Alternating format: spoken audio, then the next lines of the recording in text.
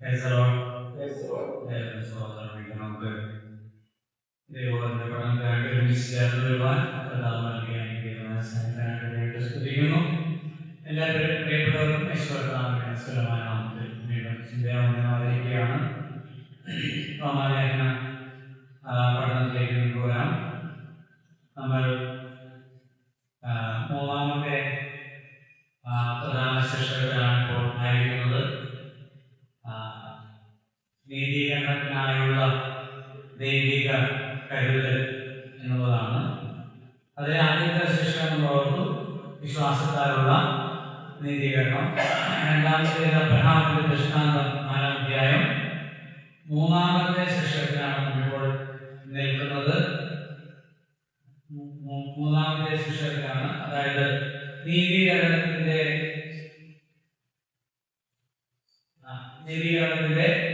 വിശദീകരണം. 5-ാം അധ്യായം 1 മുതൽ 21 വരെയുള്ള വാക്യം. അതിനെ നാം രണ്ടായിട്ട് തിരിച്ചു. ഒന്ന്, നീതീകരണത്തിൽ നിന്നുള്ള അനുഗ്രഹങ്ങൾ. 5-ാം അധ്യായത്തിൽ 1 മുതൽ 11 വരെയുള്ള വാക്യങ്ങൾ.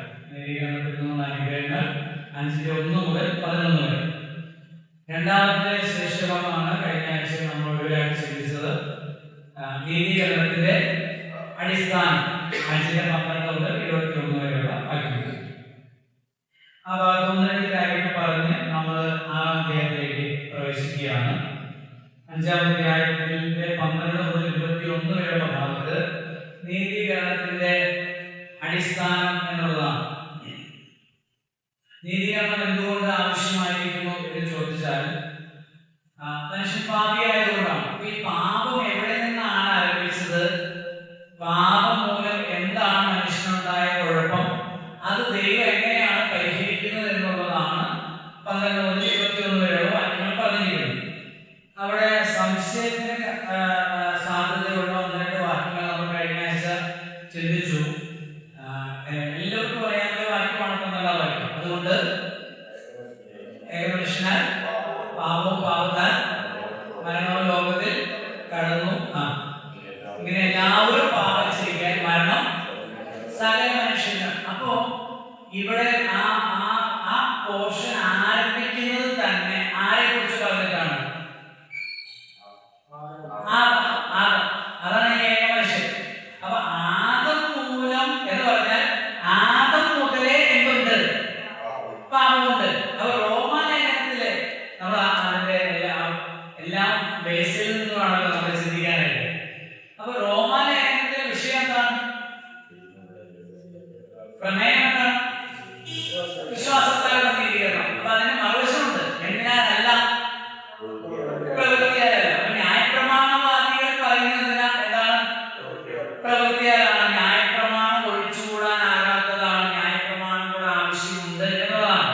അപ്പൊ ഇവിടെ ഈ പോർഷനിൽ ആവർത്തിച്ച് ഈ പോർഷൻ പറയുന്ന ഒരു കാര്യം അതാണ്. ന്യായപ്രമാണം മുതലല്ല പാപമുള്ളത്. ന്യായപ്രമാണം മുതലല്ല പാപമുള്ളത്. പിന്നെ ആദം മുതലാണ് പാപം. ന്യായപ്രമാണ ലംഘനമല്ല പാപം എന്ന് പറയുന്നത്. അപ്പൊ യഹൂദന്മാര്, അല്ലെങ്കിൽ ഇങ്ങനെ പറയാം, 1-ാം നൂറ്റാണ്ടിലെ ദൈവസഭയിൽ ഉണ്ടായിരുന്ന യഹൂദന്മാരിൽ നിന്ന് രക്ഷയിലേക്ക് വന്നവരിൽ ഒരു കൂട്ടം ആളുകൾ, ഫരീസ പക്ഷത്തുണ്ടായിരുന്ന ആളുകൾ, അല്ലെങ്കിൽ ന്യായപ്രമാണവാദികളായ ആളുകൾ പറയുന്നത് ന്യായപ്രമാണത്തെ ലംഘിക്കാൻ പാടില്ല. ന്യായപ്രമാണം എങ്ങനെ എന്താണ്? പാപമാണ്. അപ്പോ അങ്ങനെയാണെങ്കിൽ അതിന് മറുവാദമാണ് ഈ ഭാഗം. 12 മുതൽ 21 വരെ ഭാഗം. എന്ത്? അതിനെ വായിക്കുകയാണെങ്കിൽ, പാപമോ ന്യായപ്രമാണം വരെ ലോകത്തിൽ ഉണ്ടായിരുന്നു. എന്നാൽ ന്യായപ്രമാണം ഇല്ലാതിരിക്കുമ്പോൾ പാപത്തെ കളിക്കരുന്നില്ല. ഞാനത് പറഞ്ഞു. ന്യായപ്രമാണം പാപം എന്താണെന്നുള്ള പരിജ്ഞാനം നൽകുന്നു. പാപത്തെ കുറിച്ചുള്ള പരിജ്ഞാനം നൽകുന്നു. 3-ാം അധ്യായത്തിലും നാം കാണുന്നുണ്ട്. അപ്പോ ആ ന്യായപ്രമാണം വരുന്നതിന് മുമ്പും എന്തുണ്ട്? നിയമം വരുന്നതിന് ഒരു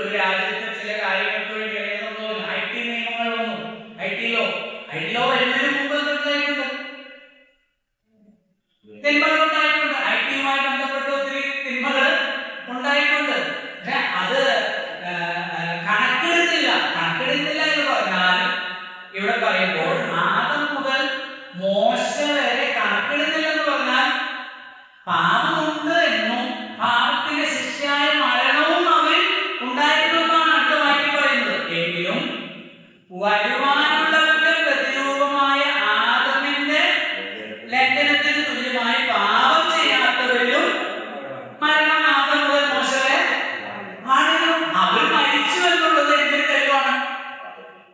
അവര് ഭാവികളാണ് എന്നുള്ളതിന്റെ തെളിവാണ്. അതായത് ന്യായപ്രമാണം ലംഘനം മാത്രമല്ല പാപം എന്ന് പറയുന്നത്. പ്രത്യേകമായിട്ട് ഏതെങ്കിലും അതവിടെ പറയുന്നത് ആദമിന്റെ പ്രതിരൂപത്തിന് വരുവാനുള്ള പ്രതിരൂപമായ ആദമിന്റെ ലംഘനത്തിന് തുല്യമായ പാപം.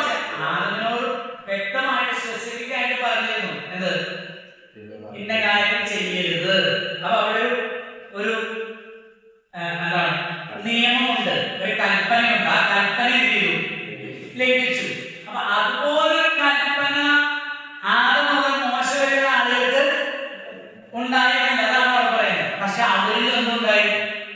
പാപം വാണിരുന്നു, മരണം വാണിരുന്നു. അവര് മരിച്ചു. അതിന്റെ അർത്ഥം അവര് പാപം ഉണ്ടായിരുന്നു എന്നതാണ്. അപ്പൊ എല്ലായിടത്തും എല്ലാവർക്കും നിയമം വേണമെന്നില്ല. യഹൂദന നിയമം കൊടുത്തു, ബാക്കിയുള്ളവർക്ക് നിയമമില്ലല്ലോ. നമ്മൾ രണ്ടാമത്തെ കണ്ടതാണ്. ന്യായപ്രമാണം ഉള്ളവനെ ന്യായപ്രമാണത്താൽ ന്യായം വിധിക്കും, ന്യായപ്രമാണം ഇല്ലാത്തവനെ ന്യായപ്രമാണം കൂടാതെ ന്യായം വിധിക്കും. അപ്പൊ ന്യായപ്രമാണ ലംഘനം മാത്രമല്ല പാപം എന്ന് പറയുന്നത്. പാപം എന്ന് മുതലുള്ളതാണ്. അതാണ് ഇവിടുത്തെ പോയിന്റ്. അപ്പൊ ഈ ന്യായപ്രമാണവാദികളോട് പറയുന്ന ഒരു കാര്യം, ന്യായപ്രമാണ ലംഘനം അല്ല പാപം എന്ന് പറയുന്നത്. പാപത്തിനൊരു അതാണ് പാപത്തെ കുറിച്ചുള്ള വിശദീകരണം, നീതീകരണത്തിന്റെ വിശദീകരണം ആ പോർഷൻ നമ്മൾ പേര് കൊടുത്തു. കാരണം ഇത് എവിടെ നിന്ന് വന്ന ഈ പ്രശ്നം? ആദമിൽ നിന്ന് വന്നതാണ്. അപ്പൊ ആദമിൽ നിന്ന് വന്ന ആദം പാപം ചെയ്തു വഴി ഏകമനുഷ്യനാൽ പാപവും പാപത്താൽ മരണവും ലോകത്തിൽ കടന്നു. ഇങ്ങനെ എല്ലാവരും പാപം ചെയ്യുക, മരണം സകല മനുഷ്യരിലും. അത് എല്ലാവരിലും ഉണ്ട്. ന്യായപ്രമാണ ലംഘികളായ യഹൂദന്മാർക്ക് മാത്രമല്ല, പിന്നെ യഹൂദന്മാരല്ലാത്തവരും മുതൽ ആദം മുതൽ ഇന്ന് വരെ സകല മനുഷ്യരിലും ഈ പാപവും പാപക്കാരുള്ള ശാരീരിക മരണവും ആത്മീക മരണവും രണ്ടും. ഈ മരണം എന്ന് ഉദ്ദേശിക്കുന്നത് രണ്ടുമാണ്. ഏതെങ്കിലും പാപം ചെയ്തപ്പോൾ ദൈവം പറഞ്ഞു തിന്നുന്ന നാളിൽ നീ മരിക്കും. മരിച്ചോ? ആത്മീയമായിട്ട് മരിച്ചു. അതിക്രമങ്ങളിലും പാപങ്ങളിലും മരിച്ചു, ആത്മീയമായി മരിച്ചു. അത് നമ്മൾ മുന്നോട്ട് പോകുമ്പോൾ കുറച്ചുകൂടി വിശദീകരിക്കും. രണ്ട് ശാരീരികമായിട്ട് മരിച്ചു. അതുവരെ ഇല്ല, മരണമില്ല. അതിനുശേഷം മരണം ഉണ്ടായി. അപ്പോ ആദം വഴിയാണ് പാപവും അത് മുഖാന്തരമുള്ള മരണവും ആത്മീയമായ ശാരീരികമായ മരണവും ഉണ്ടാകുന്നത്. ഇത് അതുകൊണ്ട് മനുഷ്യവർഗം ആദമിന്റെ പ്രതിനിധികളാണ്. ആദമിന്റെ പ്രതിനിധികളിൽ പാപവുമുണ്ട്, മരണവുമുണ്ട്. ഓക്കെ. അപ്പൊ ഇനി അവിടെ താരതമ്യം 16-ാമത്തെ വാക്യം മുതല് 15-ാമത്തെ വാക്യം മുതല് താരതമ്യം വരികയാണ്. ചിന്തിച്ചുകൊണ്ട് വായിച്ചു പോവുകയാണ്. 15. എന്നാൽ ലംഘനത്തിന്റെ കാര്യവും കൃപാവരത്തിന്റെ കാര്യവും ഒരുപോലെയല്ല. ഏകന്റെ കണ്ടോ, ഏകന്റെ 15-ാം വാക്യത്തിൽ എങ്ങനെയായിരുന്നു? ഏക മനുഷ്യനാൽ ഏകന്റെ ലംഘനത്താൽ അനേകർ മരിച്ചുവെങ്കിൽ ദൈവകൃപയും ഏക മനുഷ്യനായ യേശുക്രിസ്തുവിന്റെ കൃപയാലുള്ളതാണോ അനേകർക്ക് വേണ്ടി. അപ്പൊ ഏക മനുഷ്യനാൽ ഏകന്റെ ലംഘനത്താൽ അനേകർ ചെയ്തു മരിച്ചു. ഏക മനുഷ്യനായ യേശുക്രിസ്തുവിൽ അനേകർക്ക് ലഭിക്കുന്നു ദൈവകൃപ ദാനമായിട്ട് ലഭിക്കുന്നു. 16-ാം വാക്യം. ഏകൻ പാപം ചെയ്തതിന്റെ ഫലവും ദാനത്തിന്റെ ഫലവും ഒരുപോലെയല്ല. ഏകന്റെ പാപം ശിക്ഷാവിധി ലഭിക്കാൻ ഹേതുവായി തീർന്നു, കൃപാവരമോ അനേക ലംഘനങ്ങളെ മോചിക്കുന്ന നീതീകരണ വിധിക്ക് ഹേതുവായി. അപ്പൊ ഒരുവൻ മൂലം എന്തുണ്ടായി? പാപവും ശിക്ഷാവിധിയും ഉണ്ടായി. യേശുക്രിസ്തു മൂലം എന്തുണ്ടായി? നീതീകരണ വിധി ഉണ്ടായി. ആദം പാപം ചെയ്തത് വഴി ചെയ്തപ്പോൾ എന്തുണ്ടായി? ഒരു ശിക്ഷാവിധി ഉണ്ടായി. തിന്നുന്ന നാളിൽ മരിക്കും. ആ ശിക്ഷാവിധി ആ മരണത്തിന് അധീനരായി തീർന്നു. ക്രിസ്തുവിൽ വിശ്വസിക്കുന്നവർക്ക് എന്ത് ലഭിക്കുന്നു? നീതീകരണ വിധി. നീതീകരണ വിധി നീതീകരിക്കപ്പെട്ടു എന്നുള്ള വിധി ദൈവം ചെയ്തു. പുറപ്പെടുവിച്ചു. നേരത്തെ പുറപ്പെടുവിച്ചല്ലോ. മരിക്കുമെന്നുള്ളത് തിന്നതിന് ശേഷമാണോ പറഞ്ഞത്? മരിച്ചിട്ടാണോ പറഞ്ഞത്? തിന്നു കഴിയുമ്പോഴാണ് നീ മരിക്കട്ടെ എന്ന് പറഞ്ഞല്ല, തിന്നാൻ നീ മരിക്കും. സാധാരണ പറഞ്ഞു വിശ്വസിച്ചു, ദൈവത്തെ അവിശ്വസിച്ചു, തിന്നു മരിച്ചു. അപ്പൊ അതുപോലെ തന്നെ ദൈവയുടെ വ്യവസ്ഥ വെച്ചിരിക്കുക. ദൈവത്തിനായ ക്രൂശിൽ ദൈവത്തിനായ ക്രിസ്തുവിന്റെ ക്രൂശുമരണത്തിൽ നീ വിശ്വസിച്ചാൽ എന്ത് ചെയ്യും? പുത്രനെ വിശ്വസിക്കുന്നവന് നിത്യജീവനുണ്ട്. ദൈവത്തിന്റെ പുത്രനെ വിശ്വസിക്കുന്നവൻ ന്യായവിധി വിട്ട് ജീവന് കടന്നിരിക്കുന്നു. അവന് ശിക്ഷാവിധി ഇല്ല. യോഹന്നാൻ സുവിശേഷം 3-14 മുതൽ 18 വരെ വാക്യങ്ങൾ. ശിക്ഷാവിധി ഇല്ല, നേരത്തെ പ്രസ്താവിച്ചു. അവൻ നീതീകരണ വിധി പ്രസ്താവിച്ചു കഴിഞ്ഞു. അപ്പൊ അതും ഒരു മനുഷ്യനാൽ, ഇതും ഒരു മനുഷ്യനാൽ. ദൈവം നീതിയോടുകൂടെ ചെയ്യുന്നത്. ആളെ പാപം ചെയ്തതിന് ഞാൻ എന്ത് ചെയ്യാനാണ്? ആളെ കാരണം ഈ കുഴപ്പങ്ങളൊക്കെ ഉണ്ടായെന്ന് പറഞ്ഞാൽ ഒരു കുഴപ്പമില്ല, നീ എന്ത് ചെയ്താൽ മതി? യേശുവിനെ വിശ്വസിച്ചാൽ മതി. ആ ഏകൻ വഴി എല്ലാ ആദമിൽ കൂടെ ഉണ്ടായ എല്ലാ പ്രശ്നങ്ങൾക്കും ദൈവം എന്ത് ചെയ്തിട്ടുണ്ട്? പരിഹാരം വരുത്തിയിട്ടുണ്ട്. ആദമിന്റെ പാപത്തിൽ നീ പങ്കാളിയായത് ജനനത്തിൽ കൂടെയാണെങ്കിൽ യേശുക്രിസ്തു വഴിയുള്ള നീതീകരണത്തിൽ ജനനത്തിലൂടെ ചെയ്യാം. അതാണ് പുതുതായി ജനിക്കുക. ആദവുമായിട്ടുള്ള ബന്ധം വിച്ഛേദിക്കുക, ക്രിസ്തുമായിട്ടുള്ള ബന്ധം സ്ഥാപിക്കുക, പുതിയ ബന്ധം സ്ഥാപിക്കുക. ആദമിന്റെ പ്രതിനിധാനം ഉപേക്ഷിക്കുക, ആദമിന്റെ സന്തതികൾ എന്നുള്ള പ്രാതിനിധ്യ സ്വഭാവം കളയുക. പിന്നെ ക്രിസ്തുവിന്റെ പ്രതിനിധിയാക്കുക. കുറച്ചുകൂടെ അത് നമുക്ക് ചിന്തിക്കാം. 17 ഏകന്റെ ലംഘനത്താൽ മരണം ആ ഏകൻ നിമിത്തം വാങ്ങുമെങ്കിൽ കൃപയുടെയും നീതിദാനത്തിന്റെയും സമൃദ്ധി ലഭിക്കുന്നവർ യേശുക്രിസ്തു എന്ന ഏകൻ, ആ വാക്കുകളുണ്ട്, എല്ലാം അറിയുന്നുണ്ട്. ഏകൻ, ഏക മനുഷ്യൻ, ഒരുവനാൻ. ഏകൻ വഴി തോന്നുന്നു മരണം മനുഷ്യന്റെ ചെയ്യുന്നു, അനേകർ വാഴുന്നുവെങ്കിൽ കൃപയുടെയും നീതിദാനത്തിന്റെയും സമൃദ്ധി ലഭിച്ചവർ ജീവനിൽ അധികമായി വാഴും. മരണം എത്ര ശക്തിയോടുകൂടിയാണ് വാഴുന്നത്, അതിനേക്കാൾ അധികമായിട്ട് ചെയ്യും. ഈ രണ്ട് വിധത്തിലുണ്ട് കേട്ടോ. അത് ആത്മീയമായിട്ടുണ്ട്, ശാരീരികമായിട്ടുണ്ട്. അതാണ് നെക്കിന്റെ ഭാഗം പറയുന്നത്. യേശുക്രിസ്തുവിനെ മരിച്ചവരിൽ നിന്ന് ഉയർത്തെഴുന്നേൽപ്പിച്ചവന്റെ ആത്മാവ് നിങ്ങളെ വസിക്കുന്നുവെങ്കിൽ ക്രിസ്തുവിനെ മരണത്തിൽ നിന്ന് ഉയർപ്പിച്ചവന്റെ ആത്മാവിനാൽ നിങ്ങളുടെ മറ്റ് ശരീരങ്ങളെയും ജീവിപ്പിക്കും. അപ്പൊ ശരീരത്തിന്റെയും ആത്മാവിന്റെയും ജീവൻ ക്രിസ്തുവിലൂടെയാണ്. മരണം എങ്ങനെ വന്നു?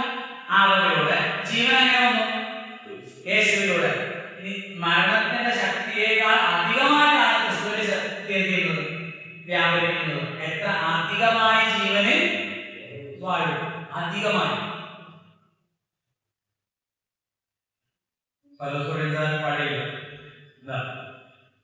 അഴിയുമൻ ദേഹം ഒരു തിന്നാലും അഴിയാ മഹത്വത്തിൽ തേജസ്സിൽ വാഴും. കാഹളം തൊലിക്കും മരിച്ചോർ ഉയർത്തിക്കും മരണവും മാറിയ, എന്നിട്ടാണ് അഴിയുമൻ ദേഹം. അപ്പൊ കാഹളം തൊലിക്കും മരിച്ചോർ ഉയർക്കും മരണവും മാറിയ ജീവനിൽ വാഴും. ഏറ്റവും കൂടുതൽ പേടിക്കുന്നത് മരണം വാഴുന്നു എന്നാണ് പറഞ്ഞിരിക്കുന്നത്, അല്ലേ? കഴിഞ്ഞ നമ്മൾ ആ വാക്യം വീണ്ടും ആലോചിച്ചു. മക്കൾ ജലരക്തമോടുകൂടിയതായതുകൊണ്ട് അമ്മ അവരെ പോലെ ജലരക്തമോടുകൂടിയതായി വന്ന് മരണത്തിന്റെ അധികാരിയായ പിശാചിനെ തന്റെ മരണത്താൽ നീക്കി ജീവപര്യന്തം മരണഭീതിയാൽ മരണമാണ് മരണഭീതിയാൽ അടിമകളായവരൊക്കെയും വിടുവിച്ചു. നമുക്ക് എന്തില്ല? മരണത്തെ കുറിച്ച് ഭീതിപ്പെടേണ്ട ആവശ്യം ഇല്ല. എന്തുകൊണ്ടില്ല? ആ മരണം നമ്മിൽ നിന്ന് എന്ത് ചെയ്തു? നീക്കി. നമുക്ക് എന്ത് കിട്ടി? നിത്യജീവൻ കിട്ടി. നിത്യജീവൻ കിട്ടി. നിത്യമായി കഥാപാത്രമാണ്. എന്നെ വിശ്വസിക്കുന്നവൻ മരിച്ചാലും ജീവിക്കും. കാരണം ഞാൻ പുനരുദ്ധാനവും ജീവനുമാകും. ആദമിലൂടെ പാപവും മരണവും വന്നെങ്കിൽ ക്രിസ്തുവിലൂടെ നീതീകരണവും നിത്യ ജീവൻ ലഭിക്കും. 18. അങ്ങനെ ഏകനിഗ്രഹത്താൽ സകല മനുഷ്യർക്കും ശിക്ഷാവിധി വന്നതുപോലെ ഏകനീതിയാൽ സകല മനുഷ്യർക്കും ജീവകാരണമായ നീതീകരണവും വന്നു. അത് മതം വഴി ശിക്ഷാവിധി വന്നുവെങ്കിൽ ഏകനീതിയാൽ ഇത് വന്നു, സകല മനുഷ്യനും ജീവകാരണമായ നീതീകരണം. എല്ലാവരും ആരും ഒന്നും ചെയ്യണ്ട, ആരും ഒന്നും ചെയ്യാതെയാണ് പാപികളായെന്ന ഒരു ക്വസ്റ്റ്യൻ ആണ് വരുന്നതെങ്കിൽ അതുപോലെ ദൈവം അതിനുള്ള പരിഹാരം വരുത്തി. എന്താ? ആരും ഒന്നും ചെയ്യാതെ ക്രിസ്തുവിലേക്ക് വരുത്തുന്നു, നീതീകരണം ദൈവം നൽകി. 20 എന്നാൽ ലംഘനം പെരുകിയെടുത്ത് ന്യായപ്രമാണവും ഇടയിൽ ചേർന്നു. ഇപ്പൊ ന്യായപ്രമാണം ഇത് നമ്മളെപ്പോഴും ഓർക്കേണ്ട ഒരു കാര്യം, ഇവിടുത്തെ പ്രധാനപ്പെട്ട വിഷയം അതാണ്. ഏത്? ന്യായപ്രമാണം. ന്യായപ്രമാണവാദികളാണ് കാര്യങ്ങൾ സത്യത്തിൽ വിശദീകരിക്കുന്നത്. പുതിയ നിയമത്തിലെ ക്രിസ്തീയ വിശ്വാസത്തിന്റെ ആ വിശദീകരണം, എക്സ്പ്ലനേഷൻ കൊടുക്കുമ്പോൾ അത് ന്യായപ്രമാണവാദവുമായി ബന്ധപ്പെട്ട ഒരു കാര്യത്തെ അടിസ്ഥാനപ്പെടുത്തിയാണ് പറയുന്നത്. ഇപ്പൊ ന്യായപ്രമാണവും ഇടയിൽ എന്ത് ചെയ്തു? അത് അതിമുതലുള്ളതല്ല. ന്യായപ്രമാണം ആദ്യം കൊടുത്തിട്ട് ഇതൊക്കെ ലംഘിച്ചാൽ നിങ്ങൾ പാപികളായി തീരുമെന്ന് പറഞ്ഞതല്ല, ആണോ? അല്ല. ന്യായപ്രമാണം, വാക്ക് ശ്രദ്ധിക്കണം, ന്യായപ്രമാണവും ലംഘനം പെരുകേണ്ടതിന് ന്യായപ്രമാണം ഇടയിൽ എപ്പോ? ഈ മനുഷ്യവർഗത്തിന്റെ എന്താ പറയുക ചക്രത്തിൽ, ആ കാലക്രമത്തിൽ ഇടയ്ക്ക് വന്നതാണ്. അത് ആദ്യം മുതലുള്ളത്. അതാണ് അതിന്റെ വിഷയം. ആദ്യം മുതലുള്ളത് പാപം ആദ്യം വന്നു. എങ്കിലും പാപം പെരുകിയെടുത്ത് കൃപ. അതായത് ഈ ഇവിടെ പെരുകി എന്ന് പറയുന്നുണ്ടല്ലോ, എങ്കിലും പാപം പെരുകിയെടുത്ത് കൃപ. ആ പെരുകി എന്ന് പറയാൻ എന്താണ് കാരണം?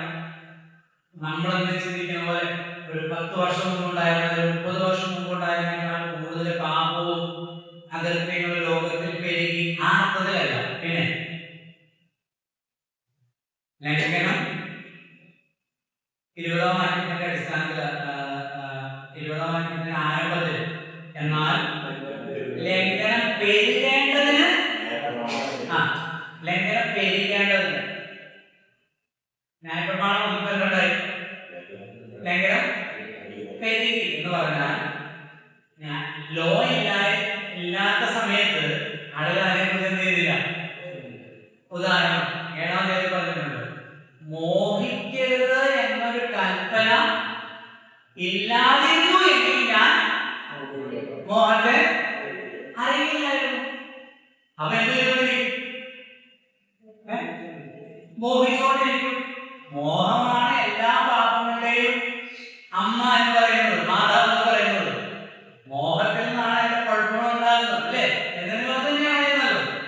അപ്പൊ അതറിയില്ലായിരുന്നു. അപ്പൊ ഈ കൽപ്പന വന്നപ്പോഴാണ് എന്തുണ്ടായി? ഈ ലംഘനം പെരുകുന്നു. ഓൾറെഡി ലംഘനമുണ്ട്, പക്ഷെ നിയമം വന്നപ്പോ ആ ബോധ മനസ്സിലേക്ക് അത് വന്നു. മനസ്സാക്ഷിയിൽ ഞാൻ ആരായി കൂടുതൽ വിശദീകരിക്കാറുണ്ട്, കൂടുതൽ തെറ്റുകാരനായി തീർന്നു. പക്ഷെ അതിന് പരിഹാരം ചെയ്യാൻ പറ്റി. എന്താ? പാപം പെരുകിയെടുത്ത് കൃപ അത്യന്തം വർദ്ധിച്ചു. അപ്പോ എന്ന് പറഞ്ഞാൽ പാപത്തിന് ദൈവം പരിഹാരം വരുത്തുന്നത് എന്തിനാലാണ്? കൃപയാലാണ്. എന്തിനാലല്ല? ന്യായപ്രമാണത്താൽ. അടുത്ത വാക്കാണ് 20-ാമത്തെ വാക്യം. ന്യായപ്രമാണത്താൽ അല്ല, പ്രവൃത്തിയാലല്ല. ലംഘനം പെരുകേണ്ടതിന് ന്യായപ്രമാണം ഇടയിൽ ലംഘനത്തെ കുറയ്ക്കാനല്ല, പാപത്തിന് പരിഹാരം വരുത്താനല്ല. ന്യായപ്രമാണത്താൽ പാപത്തിന് എന്ത് വരുന്നില്ല? പരിഹാരം വരുന്നില്ല. ഒരുവനെ നല്ലതാക്കി തീർക്കുവാൻ ന്യായപ്രമാണത്തിന് ശേഷിയില്ല. 7-ാം അധ്യായത്തിൽ അത് വിശദീകരിക്കും. 7-ാം അധ്യായത്തിൽ പറഞ്ഞിട്ടുണ്ട്, ന്യായപ്രമാണം നല്ലതാണ്, ആത്മീയമാണ്, നീതിയുക്തമാണ്, ശരിയാണ്.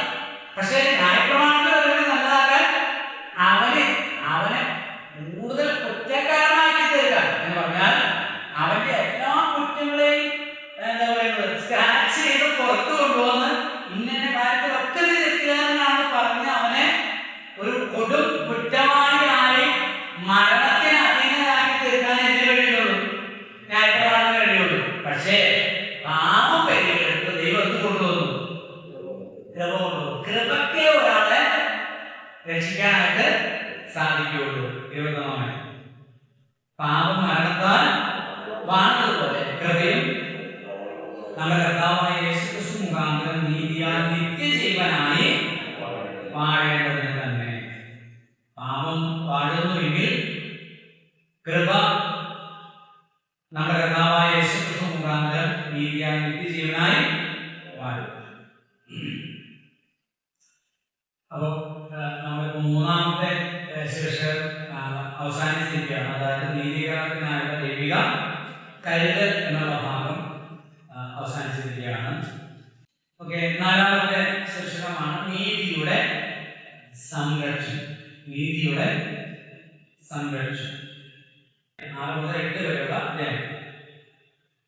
അതിൽ ആദ്യത്തെ ഉപശീർഷകം നീതിയുടെ സംരക്ഷണം എന്നുള്ള നാലാമത്തെ പ്രധാന ശീർഷകത്തിലെ ആദ്യത്തെ ഉപശീർഷകമാണ് പാപത്തിൽ നിന്ന് സ്വാതന്ത്ര്യം. പാപത്തിൽ നിന്ന് സ്വാതന്ത്ര്യം. അധ്യായം 6. പാപത്തിൽ നിന്ന് സ്വാതന്ത്ര്യം. ചാപ്റ്റർ 6 അധ്യായം 6.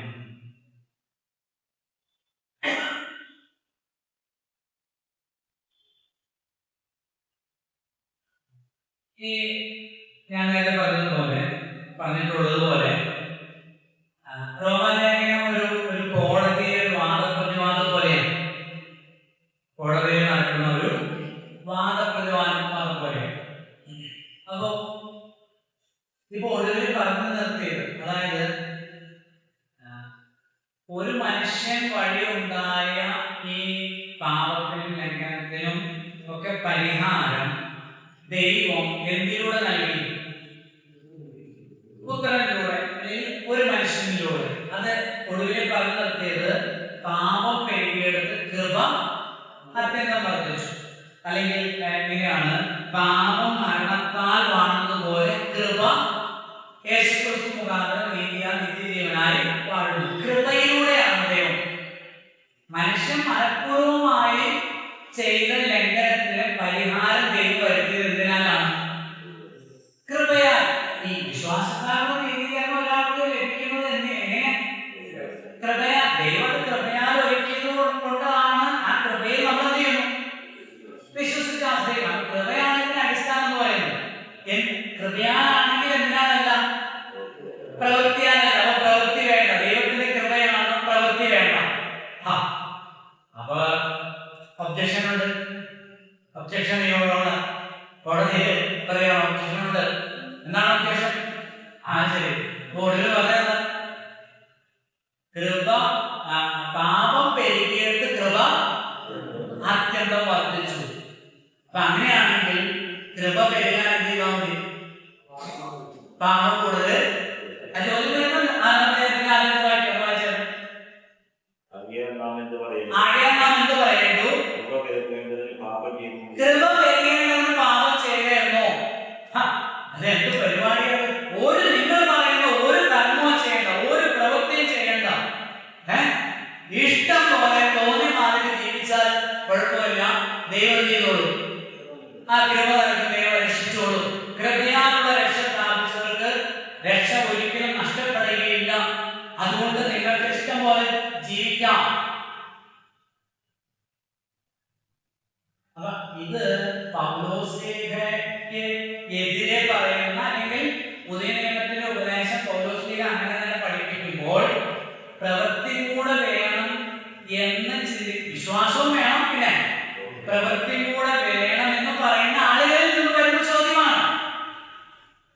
കൃപയാലുള്ള രക്ഷയിൽ വിശ്വസിക്കുകയും അങ്ങനെ കൃപയാൽ ഉള്ള രക്ഷ ലഭിച്ച ആളുകൾ പ്രവൃത്തിയാൽ സ്വയമായ പ്രയത്നത്താൽ സ്വന്തമായ വിശുദ്ധ ജീവിതത്താൽ ആ രക്ഷയെ സ്വയം സംരക്ഷിക്കണം എന്ന് പറയുന്നവർക്കും എല്ലാവരുടെ ഉത്തരമാണ് 6, 7, 8 അധ്യായം. 3-ാം അധ്യായത്തിലെ 8-ാമത് വാക്യം വായിച്ചു. 3-ാം അധ്യായം 8-ാം വാക്യം.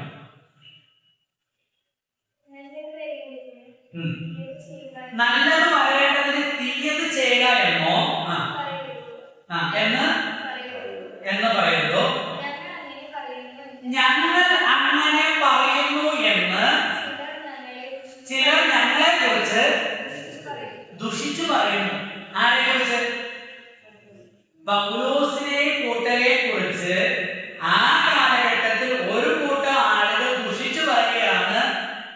പൗലോസും ആളുകളെ ഇങ്ങനെയാട്ടോ പഠിപ്പിക്കുന്നേ. നമ്മളെ കുറിച്ച് ബ്രദറുകാരെ കുറിച്ച് പറയുന്ന അതുപോലെ ബ്രദറുകാരെ എന്താ പഠിപ്പിക്കുന്നത്? രക്ഷ നഷ്ടപ്പെടില്ല. പാപം ചെയ്തതുകൊണ്ട് രക്ഷ നഷ്ടപ്പെടാത്ത രക്ഷയാണ് കൃപയാൽ ദൈവം നമുക്ക് നൽകിയിരിക്കുന്നത് എന്നുള്ളതാണ് നമ്മൾ പഠിപ്പിക്കുന്നത്. ഇതേ കാര്യമാണ് ആര് പഠിപ്പിക്കുന്നത്? പൗലോസിനെ പഠിപ്പിക്കുന്നത്. അപ്പൊ പൗലോസിനെ കുറിച്ച് അതുകൊണ്ട് പാപം പരിഹരിച്ച കൃപ അത്യന്തം വർദ്ധിച്ചു. അപ്പൊ ഈ കാര്യം കൃപയാലുള്ള രക്ഷയാണ്, പ്രവൃത്തിയാലാണ് എന്ന് പഠിപ്പിച്ചതിനാൽ അവരെ കുറിച്ച് ആ കാലഘട്ടത്തിൽ പറഞ്ഞു തരുന്ന ഒരു അപവാദമാണെന്ത്? എന്ത്? നല്ലത് പറയേണ്ടതിന് തീയത് ചെയ്യുക എന്നോ, ഞങ്ങൾ അങ്ങനെ പഠിപ്പിക്കുന്നു എന്ന് ചിലർ ഞങ്ങളെ കുറിച്ച് ദുഷിച്ചു പറയുന്നു. പഠിപ്പിച്ചു ഏത് പാപം ചെയ്യും കഷ്ടപ്പെടുക അങ്ങനെയാണോ പഠിപ്പിച്ചത്? ഇല്ല ഇല്ല, അങ്ങനെ പഠിപ്പിച്ചില്ല. ബ്രദറുകാരും അങ്ങനെ പഠിപ്പിക്കുന്നില്ല. രക്ഷ നഷ്ടപ്പെടുന്നില്ല എന്ന് പറയുന്നതിനാൽ പാപം ചെയ്യാമെന്ന് പറഞ്ഞോ? ഇല്ലല്ലോ. എന്താണ് അതിന്റെ കാര്യം എന്നുള്ളത് കേൾക്കുന്നതിന് മുമ്പ്, മനസ്സിലാക്കുന്നതിന് മുമ്പ് ആ ഒരു ഒറ്റ ക്ലോസ് മാത്രം, ഒരു സെന്റൻസ്, രക്ഷ നഷ്ടപ്പെടുകയില്ല എന്നുള്ളതിനാൽ എന്ത് പാപം ചെയ്യാമെന്നല്ല. പൗലോസ് എന്താ പറഞ്ഞ? ഒരിക്കലും അങ്ങനെയല്ല, ഒരിക്കലും അങ്ങനെയല്ല, അങ്ങനെയല്ല, ഒരിക്കലും അങ്ങനെയല്ല. പിന്നെ എങ്ങനെയാണ്? പിന്നെ ഉള്ളത് അതാണ് അടുത്ത് വരുന്നത്. ഇപ്പം ഈ പോർഷൻ പണ്ടൊരു ദേവദാസൻ പറഞ്ഞൊരു വാക്ക് ഒരു ഉദാഹരണം ഓർത്തു പോയി. ഈ എവിടെയെങ്കിലും തീപിടുത്തമൊക്കെ ഉണ്ടായാല് ആര് ഫയർഫോഴ്സ് അതെല്ലാം കെടുത്ത് തീയെല്ലാം കെടുത്തി അവർക്ക്. അപ്പൊ അത് സൗജന്യ സേവനമാണ്, സുരക്ഷയ്ക്ക് വേണ്ടിയിട്ട് ഗവൺമെന്റ് സംവിധാനം ചെയ്തിരിക്കുന്ന ഒരു കാര്യം. അപ്പൊ നമുക്ക് തോന്നാണ് വളരെ പരിപാടി, നമുക്ക് നമ്മുടെ വീടിന് തീയിടാം, എന്നിട്ട് വിളിച്ചു പറഞ്ഞാൽ തീ വിളിച്ചു മരിച്ചോ? ചെയ്യും? ഇല്ല. അതെന്തുകൊണ്ട് ചെയ്യില്ല? നമ്മുടെ വീട്. അപ്പൊ ഞാൻ, അതാണ് ഇവിടുത്തെ പ്രശ്നം. ഈ ആരാധ്യ ഞാൻ ആരാണ് എന്ന തിരിച്ചറിവ് പാപം ചെയ്യാതെ നമ്മെ സൂക്ഷിക്കുന്നു. ആരാധ്യ പറയുന്നത് പ്രധാനപ്പെട്ടത്.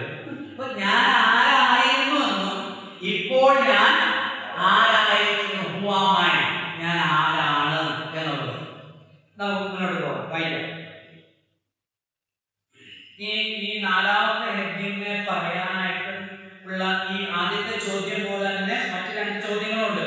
അത് നമ്മൾ പിന്നാലെ മുന്നോട്ടുള്ള അധ്യായങ്ങൾ ചിന്തിക്കുമ്പോൾ ആ ചോദ്യങ്ങൾ വരും. അപ്പോൾ അത് ചേർത്ത് നമുക്ക് ചിന്തിക്കാം. വായിക്കാം, 1 മുതൽ വായിക്കാം. ആകിയാൽ നാം എന്ത് പറയുമല്ലോ? കൃപ പരിഗണന പാപം ചെയ്തുകൊണ്ടിരിക്കുന്നു ഒരു നാളും വരുത്. പാപം സംബന്ധമായ നിരീക്ഷകരായ നാം ഇനി അത് ജീവിക്കുന്നത് എങ്ങനെ? അല്ല, യേശുക്രിസ്തുവിൽ ചേരുവാൻ സ്നാനം ഏറ്റവരായ നാം എല്ലാവരും അവന്റെ മരണത്തിൽ പങ്കാളികളാകാൻ സ്നാനം ഏറ്റിരിക്കുന്നു എന്ന് നിങ്ങൾ അറിയുന്നില്ലയോ? അങ്ങനെ നാം അവന്റെ മരണത്തിൽ പങ്കാളികളായി തീർന്ന സ്നാനത്താൽ അവനോട് കൂടെ കുറിച്ചിടപ്പെട്ടു. ക്രിസ്തു മരിച്ചിട്ട് പിതാവിന്റെ മഹിമയാൽ ജീവിച്ചെഴുന്നേറ്റതുപോലെ നാമും ജീവന്റെ പുതുക്കത്തിൽ നടക്കേണ്ടതിന് തന്നെ. അവന്റെ മരണത്തിന്റെ സാദൃശ്യത്തോട് നാം ഏകീഭവിച്ചവരായെങ്കിൽ പുനരുദ്ധാനത്തിന്റെ സാദൃശ്യത്തോടും ഏകീഭവിക്കും. നാം ഈ പാപത്തിന് അകപ്പെടാതെ പാപ ശരീരത്തിൽ നീക്കം വരേണ്ടതിന് നമ്മുടെ പഴയ മനുഷ്യൻ അവനോട് കൂടെ ക്രൂശിക്കപ്പെട്ടു എന്ന് നാം പറയുന്നു. ഇവിടെ ഈ ഭാഗത്ത് 11 വരെയുള്ള പോർഷനിൽ 3 പ്രാവശ്യം അറിയുക എന്ന വാക്ക് പറഞ്ഞിട്ടുണ്ട്. അതായത് കൃപ പരിഗണന പാപം ചെയ്യുക എന്നോ ഒരിക്കലും അല്ല. എന്തുകൊണ്ടല്ല? 3-ാമത്തെ എന്താ? അല്ല, യേശുക്രിസ്തുവിനോട് ചേരുവാൻ സ്നാനമേറ്റവരായ നാം എല്ലാവരും അവന്റെ മരണത്തിൽ പങ്കാളികളാകുവാൻ സ്നാനമേറ്റിരിക്കുന്നു എന്ന് നിങ്ങൾ അറിയുന്നില്ലേ? എന്തറിയുന്നില്ലേ?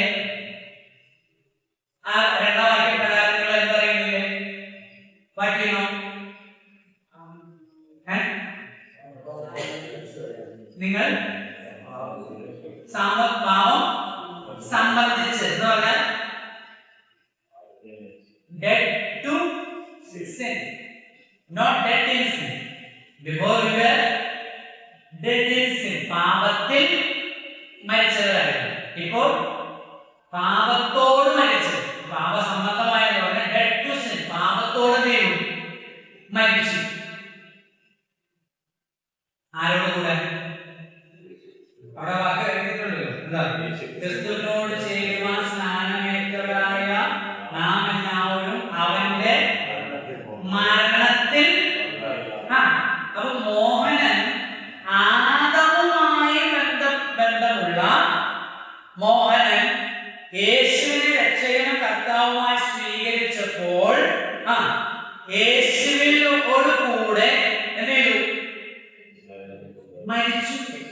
അവന്റെ മരണത്തിൽ പങ്കാളിയായി യേശുവിനോട് കൂടെ എന്ത് ചെയ്തു? അപ്പൊ ആദവുമായി ബന്ധമുള്ള മോഹൻ എന്ത് ചെയ്തു? മരിച്ചു.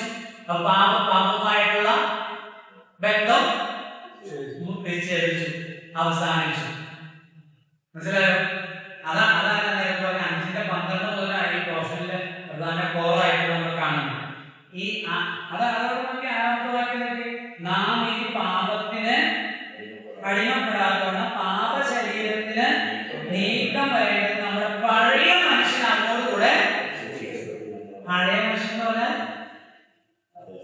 ആദവുമായി ബന്ധമുള്ള ആദവുമായി ബന്ധമുള്ള ഏക മനുഷ്യനാൽ പാപവും പാപത്താൽ മരണവും. ആ പാപത്തിനും മരണവും എന്നിലേക്ക് പ്രവേശിക്കാൻ കാരണമായി തീർന്ന ആദവുമായി ബന്ധമുള്ള ജോൺസൺ മരിച്ചു. എപ്പോൾ മരിച്ചു? ഇവിടെ പറഞ്ഞിരിക്കുന്നത് എപ്പോ മരിച്ചു? സ്നാനത്തിൽ. ശരിക്കും മരിച്ചപ്പോഴോ? രക്ഷിക്കപ്പെട്ടപ്പോൾ നമ്മൾ ആ യേശുവിന്റെ മരണം അടക്കം പുനരുദ്ധാനം എനിക്ക് വേണ്ടിയിട്ടായിരുന്നു നമ്മൾ അംഗീകരിച്ചപ്പോൾ ക്രിസ്തുവിനോട് കൂടെ നമ്മളെന്തായി? ക്രിസ്തുവിനോട് പറഞ്ഞിട്ടുണ്ട്, ക്രിസ്തുവിനോട് ചേരുവാൻ സ്നാനമായിട്ടിരിക്കുന്നവരായിരുന്നു. ക്രിസ്തുവിനോട് ചേർന്നപ്പോൾ രക്ഷിക്കപ്പെട്ടപ്പോഴാണ്. അപ്പൊ ക്രിസ്തുവിനോട് ചേർന്നപ്പോൾ നാം മരിച്ചു. ക്രിസ്തുവിന്റെ മരണത്തിൽ എന്ത് ചെയ്തു? പങ്കാളികളായി തീർന്നു. ക്രിസ്തുവിനോട് കൂടെ ഏകീഭവിച്ചു, ക്രിസ്തുവിനോട് കൂടെ ഒന്നായി തീർന്നു. നാം ഈ ലോകത്ത് ജനിച്ചപ്പോൾ നമ്മൾ ആദമിനോട് നമുക്ക് എന്തുണ്ടായി? ബന്ധമുണ്ടായി. ആദമിക സ്വഭാവമാണ് നമ്മളിൽ ഉണ്ടായിരുന്നത്. ആദമിന്റെ പാപത്തിലും ദുസ്വഭാവങ്ങളിലും മരണത്തിലും ശിക്ഷയിലും ഒക്കെ നമുക്ക് എന്ത് കിട്ടി? പങ്കാളിത്തം കിട്ടി. ഇവിടെ വാക്കുകളുണ്ടല്ലോ, പങ്കാളികളായി അവരുടെ മരണത്തിൽ. അതുപോലെ ആദമിന് നമുക്ക് പങ്കാളിത്തം ഉണ്ടായി. പക്ഷേ നമ്മൾ ക്രിസ്തുവിനെ രക്ഷകൻ കർത്താവുമായി സ്വീകരിച്ചപ്പോൾ നടന്ന ഒരു സംഭവമാണ്, ഒരു മരണം നടന്നു. അന്ന് പാപം ചെയ്തപ്പോൾ മരണം നടന്നതുപോലെ ഇപ്പോൾ വിശ്വസിച്ചപ്പോൾ ഒരു മരണം നടന്നു. അതെന്താ? അന്ന് മരിച്ച മനുഷ്യന്റെ മരണമാണ്. പഴയ മനുഷ്യൻ അവരോടുകൂടെ ക്രൂശിക്കപ്പെട്ട് മരിച്ചു. അങ്ങനെ മരിച്ച് ക്രിസ്തുവിൻ്റെതായി തീർന്നു എന്നുള്ളതിന്റെ ചിത്രീകരണമാണ് എന്ത്? സ്നാനം. സ്നാനം രക്ഷയ്ക്ക് വേണ്ടിയിട്ടോ അല്ലെങ്കിൽ ശുദ്ധീകരണത്തിന് വേണ്ടി ചെയ്യുന്ന കാര്യമല്ല. ഞാൻ പഴയ ജോൺസൺ മരിച്ചു, ആദവുമായി ബന്ധമുള്ള ജോൺസൺ മരിച്ചു എന്നും ഇപ്പോൾ ജീവിക്കുന്ന അതാണ് ഗലാത്യർ 2:20 പറഞ്ഞത്. എന്താ? ഞാൻ ക്രിസ്തുവിനോട് കൂടെ ക്രൂശിക്കപ്പെട്ടിരിക്കുന്നു, ഇനി ജീവിക്കുന്നത് ഞാനല്ല, ക്രിസ്തു അത്ര എന്നിൽ ജീവിക്കുന്നത്. കണ്ടോ? ഞാൻ ക്രിസ്തുവിനോട് കൂടെ എന്ത് ചെയ്തു? മരിച്ചു, ക്രൂശിക്കപ്പെട്ടു. ഇനി ജീവിക്കുന്ന ആരാ? ക്രിസ്തുവാണ്. ഞാനാ? സ്നാനപ്പെട്ടപ്പോൾ എന്താ പറഞ്ഞേ? 2:3 പാപം സംബന്ധമായി മരിച്ചവരായ നാം ഇനി അത് ജീവിക്കുന്നത് എങ്ങനെ? അല്ല, യേശു ക്രിസ്തുവിനോട് ചേരുവാൻ സ്നാനമേറ്റവരായ നാം എല്ലാവരും അവന്റെ മരണത്തിൽ പങ്കാളികളാകുവാൻ സ്നാനമേറ്റിരിക്കുന്നുവെന്ന് നിങ്ങൾ അറിയുന്നില്ലയോ? സ്നാനത്തിൽ അവന്റെ മരണത്തോട് നമ്മൾ മരണത്തിൽ പങ്കാളികളായി. അങ്ങനെ നാം അവന്റെ മരണത്തിൽ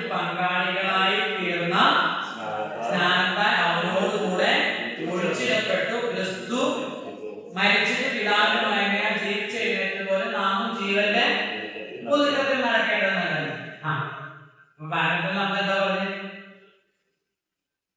വെള്ളത്തിലേക്ക് ഇറങ്ങിയപ്പോ എന്താ പറഞ്ഞു? ലോകത്തോട് പറയാ, കൂട്ടുകാരെ, സഹോദരന്മാരെ, ചേട്ടന്മാരെ, ജോൺസൺ മലയാളമല്ലോ, നിങ്ങൾ അറിയുന്ന ജോൺസൺ ആളെന്ത് ചെയ്യാ? ആള് മരിച്ചു. ആൾ മരിച്ചു. വെള്ളത്തിലേക്ക് ഇറങ്ങുമ്പോ പറയാണ്, ആള് മരിച്ചു കേട്ടോ. വെള്ളത്തിൽ മുങ്ങുമ്പോ നിങ്ങളുമായൊക്കെ ബ്ലഡ് റിലേഷനുള്ള ആധുനിക രക്തമുള്ള ആധുനിക സ്വഭാവമുള്ള ജോൺസൺ എന്ത് ചെയ്തു? മരിച്ചു. ആ പുള്ളി എന്ത് ചെയ്യാം? അടക്കി. പൊങ്ങി വരുമ്പോ പറയുക, പുതിയ ആളെ തന്നെ. ആരുമായിട്ട് ബന്ധം? ക്രിസ്തുവുമായി ബന്ധമുള്ള ആളാണ് വരുന്നത്. അങ്ങനെ ചെയ്ത്, അതായത് അങ്ങനെ വിശ്വസിച്ച്, ഹൃദയം കൊണ്ട് വിശ്വസിച്ച് ഏറ്റു പറഞ്ഞ് അതൊരു പ്രവൃത്തിയിലൂടെ ചിത്രീകരിച്ച് എക്സംപ്ലിഫിക്കേഷൻ ചെയ്ത് കാണിച്ചിട്ടുള്ള ഒരാൾക്ക് പിന്നെ എങ്ങനെ പാപത്തിൽ തുടരാനായിട്ട് സാധിക്കും എന്ന് നിങ്ങൾ അറിയുന്നില്ലയോ? അല്ലെ? അപ്പൊ നീ ആരാണെന്ന് നിനക്ക്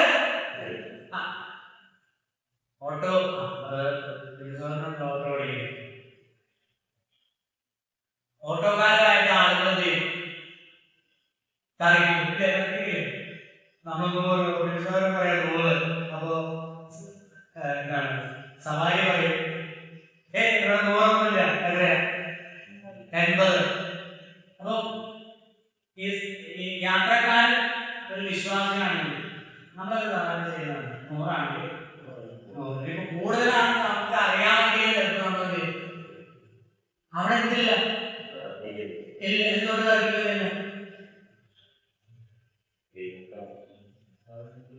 പറയൂ. ഇപ്പൊ പറഞ്ഞതിന്റെ അടിസ്ഥാനത്തിൽ പറയും, എന്തുകൊണ്ടാണ് നമ്മൾ സമ്പത്തുകളുടെ അപഹാരം സന്തോഷത്തോടെ സഹിക്കുന്നത്?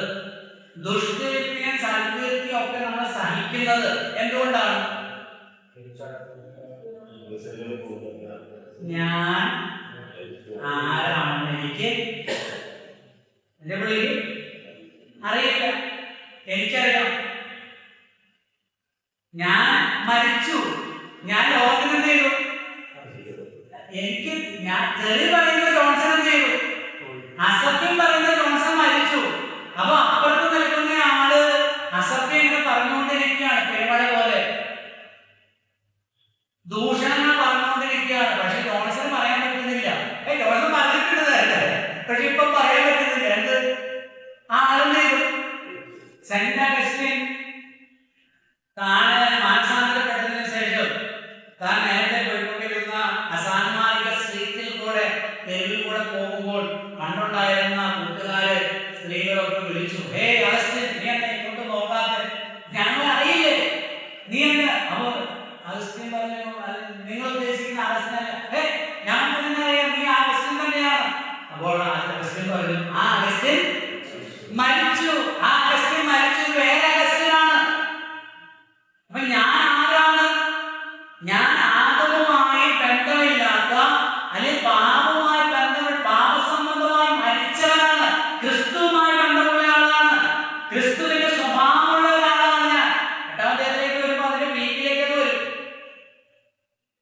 ക്രിസ്തുവിനോട് കൂടെ ജീവിക്കുന്ന ക്രിസ്തുവിനോടുകൂടെ മരിച്ചു, ക്രിസ്തു അടക്കപ്പെട്ടു, ഉയർത്തെഴുന്നേറ്റതുപോലെ ഇനി ജീവന്റെ പുതുക്കത്തിൽ, പുതിയ ജീവനിൽ, പുതിയ ആള്, ജീവന്റെ പുതുക്കമുള്ളതാണ്, പുതിയ ആളായി ജീവിക്കാനാണ് ഞാൻ അങ്ങനെ ചെയ്തത്. അതെന്റെ ജീവിതത്തിൽ ഞാൻ വിശ്വാസത്തിലൂടെ, ഏറ്റുപറച്ചിലൂടെ ഒരിക്കൽ അത് ഞാൻ തീരുമാനമെടുത്തു, നിർണയത്തിലേക്ക് വന്നു. സ്നാനത്തിലൂടെ ഞാൻ അത് ചെയ്തു, ചിത്രീകരിച്ചു, ഡിക്ലെയർ ചെയ്തു ഞാൻ ലോകത്തോട്. അങ്ങനെ ചെയ്ത് എനിക്ക് ഇനി അങ്ങനെ പാപത്തിൽ തുടരാനായിട്ട് സാധിക്കും. 6 മുതലുള്ള വാക്യങ്ങൾ, 4-5 മുതലുള്ള വാക്യങ്ങൾ, നാം ജീവന്റെ പുതുക്കത്തിൽ നടക്കേണ്ടത് തന്നെ അവന്റെ മരണത്തിന്റെ സാദൃശ്യത്തോട് നാം ഏകീഭവിച്ചവരായി പുനരുദ്ധാനത്തിന്റെ സാദൃശ്യത്തോടും ഏകീഭവിക്കും എന്ന് പറയുന്നത് ഇപ്പോൾ ജീവന്റെ പുതുക്കത്തിൽ നടന്നുകൊണ്ട് പുതിയ ജീവൻ നമ്മിൽ ഉണ്ടാകും, പുതിയ ജീവിതം ഉണ്ടാകും. നാം ഈ പാപത്തിന് അടിമപ്പെടാതെ പാപശരീരത്തിൽ നീക്കം വരേണ്ടതിന് നമ്മുടെ പഴയ മനുഷ്യൻ അവനോടുകൂടെ ക്രൂശിക്കപ്പെട്ടു എന്ന് നാം പറയുന്നു. പഴയ മനുഷ്യൻ ചെയ്തു, ക്രൂശിക്കപ്പെട്ടു. അങ്ങനെ മരിച്ചവർ പാപത്തിൽ നിന്ന് മോചനം പ്രാപിച്ചിരിക്കുന്നു. ഇവിടെ മോചനം എന്നുള്ളത് സ്വാതന്ത്ര്യം പ്രാപിച്ചിരിക്കുന്നു. മരിച്ചവരെ കാണുന്നത് പാപം നമ്മളിൽ എന്തെങ്കിലും കുഴപ്പങ്ങൾ ഉണ്ടാക്കുന്നുണ്ടെങ്കിൽ അതെന്തുകൊണ്ടായിരിക്കും? ഈ വാക്യപ്രകാരം ഇപ്പൊ വായിച്ച വാക്യം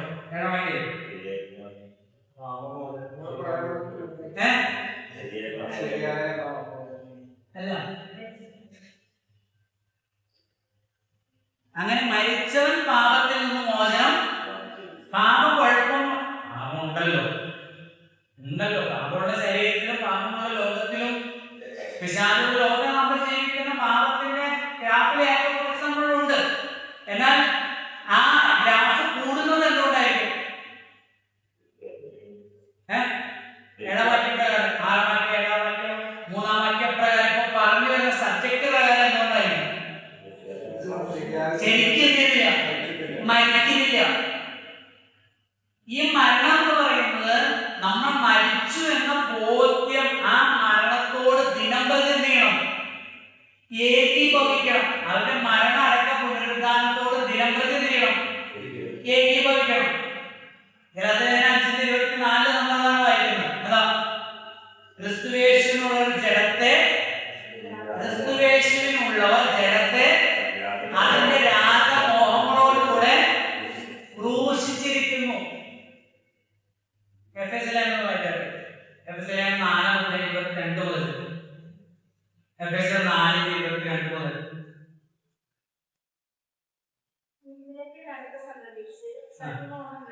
മുമ്പിലത്തെ നടപ്പ് സംബന്ധിച്ച് ചതിമോഹങ്ങളാൽ വഷളായി പോകുന്ന പഴയ മനുഷ്യനെ ഉപേക്ഷിച്ച്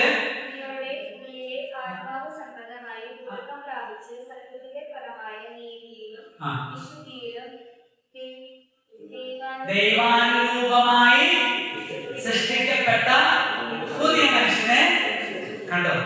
ഇവിടെ ഉപേക്ഷിച്ച് ധരിക്കുക എന്ന് പറയുന്നത് മരിക്കുക, ജീവിക്കുക. വാക്കിൽ എത്ര വ്യത്യാസമുള്ളൂ എന്ന് പറഞ്ഞാൽ പഴയ മനുഷ്യന് എന്താ കുഴപ്പം? ചതിമോഹങ്ങളാൽ വഷളായി പോകും, തെറ്റിപ്പോകും, പാപത്തിൽ വീഴാൻ സാധ്യതയുള്ള ഒരു മനുഷ്യനാണ്. ആ മനുഷ്യനെ ദിനംപ്രതി ചെയ്യണം, അടിക്കണം. വഴിയുണ്ടല്ല, ചുറ്റിയുണ്ട്, ക്രൂശിലേക്ക് അടിച്ച് തറച്ചു വയ്ക്കണം. അതിന്റെ അവിടെ പറഞ്ഞിട്ടുണ്ട്, വഷളായി പോകുന്ന സ്വഭാവങ്ങളെ, ഇച്ഛകളെ, അഭിലാഷായ അതിന്റെ മോഹങ്ങളെയും ഇഷ്ടങ്ങളെയും, ശരിക്കും നമ്മുടെ ഇഷ്ടങ്ങളെയും താല്പര്യങ്ങളെയും മോഹങ്ങളെയും എന്താണ് കൊല്ലുക എന്നതാണ്, മരിപ്പിക്കുക. അപ്പൊ ആര് ജീവിക്കും? ക്രിസ്തു ജീവിക്കും. അതിനാണ് വിശുദ്ധീകരണം. പ്രധാനമായി പഠിപ്പിക്കുന്നു, വിശുദ്ധീകരണം ആവശ്യമാണ്. വിശുദ്ധീകരണം ആർക്ക് കിട്ടും? നീതീകരണം പ്രാപിച്ചവർക്ക് അവരെ വിശുദ്ധീകരണത്തിൽ വളർത്തി തികഞ്ഞവരാക്കി തീർക്കുന്നത് ദൈവത്തിന്റെ കൃപയാണ്. അത് ക്രിസ്തു തന്നെ ചെയ്യുന്നതാണ്, ആ വ്യക്തി സ്വയം ചെയ്യുന്നത് അല്ല. അത് ക്രിസ്തുവിനോട് ചെയ്യുമ്പോൾ, ക്രിസ്തുവിനോട് അടുത്തിരിക്കുമ്പോൾ ക്രിസ്തു തന്നെ ചെയ്യുന്ന ഒരു കാര്യമാണ്, ആ വ്യക്തിയുടെ സ്വയം പ്രയത്നത്തിനല്ല. അപ്പൊ അതുകൊണ്ട് തിരിച്ചറിവ്, ഈ രക്ഷയ്ക്ക് ആവശ്യമായിരിക്കുന്ന 3 ഘടകങ്ങളാണ്: അറിയുക, അംഗീകരിക്കുക, ആശ്രയിക്കുക. അറിയുക, അംഗീകരിക്കുക. നമ്മളത് ചെയ്തു, നമ്മൾ വേറെ ഒന്നും ചെയ്തില്ല, എല്ലാം പ്രവർത്തിച്ചോ. അറിഞ്ഞു എന്ത്? ഞാൻ തെറ്റുകാരനാണെന്നും എന്നാൽ എന്റെ തെറ്റിനും ശിക്ഷയ്ക്കും ക്രിസ്തുവിൽ പരിഹാരം ഉണ്ടെന്നുള്ളത് അറിഞ്ഞു. നമ്മളത് ചെയ്തു, അംഗീകരിച്ചു എന്ന് പറഞ്ഞാൽ സമ്മതിച്ചു. ഞാൻ തെറ്റുകാരനാണെന്നും യേശു രക്ഷയുണ്ടെന്നും എന്ത് ചെയ്തു? സമ്മതിച്ചു, അംഗീകരിച്ചു. 3 ആശ്രയിച്ചു, വിശ്വസിച്ചു. മുടിയൻ പോയി എന്താ? അവൻ എന്തുകൊണ്ട് തിരിച്ചു വന്നു? മുടിയനായ പുത്രൻ മടങ്ങി വരേണ്ട കാര്യം തന്നെ പെട്ടെന്ന് പറയണേ. അവന് സുബോധം വന്നു. എന്തുകൊണ്ട് വന്നു? തെറ്റുകാരനാണെന്ന് മനസ്സിലായി. അല്ല, അവന് തെറ്റുകാരനാണെന്ന് സുബോധം വരാൻ എന്താണ് കാരണം?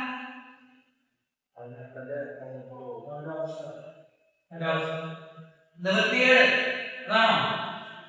എന്താണ് സുബോധം എന്ന് പറയുന്നത്? He came to himself. Realisation ഉണ്ടായി. ഞാൻ ആരാണ്? അതാണ് he came to himself. അവന് സുബോധം എന്ന് പറഞ്ഞു. എന്റെ അപ്പന്റെ വീട്ടില് ജോലിക്കാർ കഴിച്ച് ബാക്കി കളയുന്നു, ശേഷിപ്പിക്കുന്നു. ഞാൻ ആ അപ്പന്റെ മകനല്ലേ ഞാൻ. അവൻ പിന്നെ ആവർത്തിച്ച് പറയുന്ന അപ്പന്റെ അപ്പൻ നിങ്ങൾ അറിയുന്നില്ലയോ, നിങ്ങൾ മരിച്ചു. ഈ ആളുകളെ പറ്റിക്കുന്ന, ആളുകളെ ബുദ്ധിമുട്ടിക്കുന്ന, ആളുകളുടെ മുഖത്തടിച്ച് സംസാരിക്കുന്ന, ഭിന്നത ഉണ്ടാക്കുന്ന, വഴക്കുണ്ടാക്കുന്ന, നുണ പറയുന്ന ജോൺസൺ മരിച്ചതാണ്. ആ ആളല്ല ഈ ലോകത്തിലെ ആളുകൾ ചെയ്യുന്ന പോലെ ചെയ്യാൻ പറ്റുന്ന ഒരാളല്ല. ആ ആളെന്ത് ചെയ്തു? മരിച്ചു. ക്രിസ്തുവുമായി ബന്ധമുള്ള ആളാണ്. അപ്പൊ ഇവനത് ഓർമ്മ, ഇവൻ ഞാൻ കൂട്ടുകാരോട് ചാടി പോയതാണ്. അവരാണ് ഏറ്റവും വലിയ ആൾക്കാരെന്ന് വിചാരിച്ചായി. ഇപ്പൊ ഇവര് മനസ്സിലായ കൂട്ടുകാരോ നാട്ടുകാരോ ലോകം അല്ല. പിന്നെ അപ്പൻ, ഈ അപ്പന്റെ മകനാണ്. ഞാൻ വേറെ പറയുന്നത്, കൊണ്ടുപോയ കൂട്ടുകാരൊക്കെ ഇല്ലേ, കൊണ്ടുപോയ കൂട്ടുകാരെ ഒരുത്തന്റെ അപ്പൻ കുയ്യനാണ്, പിന്നെ രണ്ടാമത്തെ അപ്പൻ ചിത്രക്കാരനാണ്, മൂന്നാമത്തെ അപ്പൻ ആവാസനാണ്. ഇങ്ങനെ അവർക്കത് ചെയ്യുന്നതിന് കുഴപ്പം. ഇവൻ പറയും എന്റെ അപ്പൻ. അപ്പൊ അങ്ങനത്തെ ചെയ്ത് ഒന്നാമത് റിയലൈസ് ചെയ്തു ഞാൻ ആരാണ്. 2 അംഗീകരിച്ചു. ഞാൻ എന്ത് ചെയ്തു? തെറ്റ് ചെയ്തു. എനിക്ക് തെറ്റ് പറ്റി, അംഗീകരിച്ചു. പിന്നെ ആശ്രയിച്ചു, മടങ്ങിപ്പോയി. എന്നിട്ട് അപ്പനോട് പറഞ്ഞു നിന്നോട് സ്വർഗത്തോടും. ഇത്രയാണ് കാര്യം.